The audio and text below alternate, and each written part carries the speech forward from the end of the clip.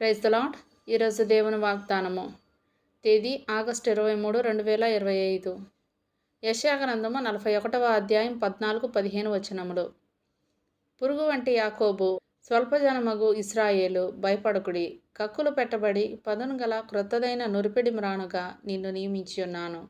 ఆమేన్. పురుగు, పదునైన పళ్ళు ఉన్న ఒక పరికరం. రెండింటి మధ్య ఎంత తేడా? పురుగు చాలా అల్పమైనది. రాయి తగిలితే గాయపడుతుంది. నడిచే వాళ్ళ కాళ్ళ కింద పడి నలిగిపోతుంది. అయితే ఈ నురిపిడి మ్రాను, ఇది నలగొడుతుందే కానీ తానెప్పుడు నలగదు. ఇది రాయి మీద లోతుగా గుర్తులు పెట్టగలదు. అయితే దేవుడు మొదటి దాన్ని రెండోదిగా మార్చగలడు. పురుగులాగా బలహీనంగా ఉన్న మనిషిని కానీ, జాతిని కానీ తన ఆత్మశక్తితో దృఢపరిచి ప్రపంచ చరిత్రలో తన స్థానాన్ని అందరికీ ఎత్తి చూపించగలిగేలా చేస్తాడు. కాబట్టి పురుగు లాంటి వారు నిరుత్సాహపడకూడదు. మనల్ని మన పరిస్థితుల కంటే బలవంతులంగా చేస్తాడు దేవుడు. ఆ పరిస్థితులను మనకు క్షేమకారకాలుగా మారుస్తాడు.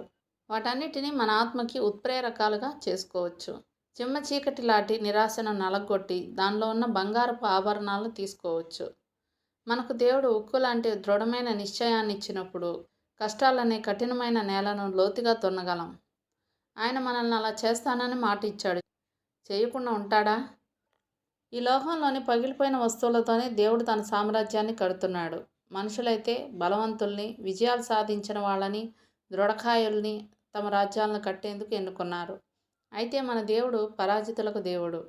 లోకంలో విరిగిపోయిన ఆత్మలతో పరలోకం నిండుతుంది. వాడిపోయిన ప్రతి కొమ్మను ఆయన తిరిగి పచ్చ కలకల్లాడేలా చేస్తాడు. దుఃఖంతోనూ శ్రమతోనూ చితికిపోయిన ప్రతి జీవితాన్ని స్తుతి సంగీతం వినిపించే వీణగా మారుస్తాడు. ఇహలోకపు అతి నికృష్టమైన ఓటమిని ఆయన పరలోకపు మహిమగా మార్చగలడు.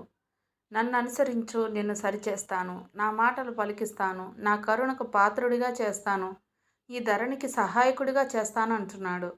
నన్ను అనుసరించు, నిన్ను సరిచేస్తాను అంటున్నాడు. నీవు సాధించలేని దాన్ని నీకు ఇస్తాను. ప్రేమ, నిరీక్షణ, పరిశుద్ధత నింపుతాను. నా రూపానికి నిన్ను మారుస్తాను అంటున్నాడు. దేవుడిచ్చిన ఈ వాగ్దానాన్ని స్వతంత్రించుకొని ఆయనకి కృతజ్ఞతాస్తుతులు చెల్లించుకుందాం. అట్టి కృపా ధన్యత దేవుడు మనకు అనుగ్రహించునుగాక. ఆమెన్. దేవుడు తన పరిశుద్ధ వాక్యం మనం వినికిడిని దీవించునుగాక. ఆమెన్.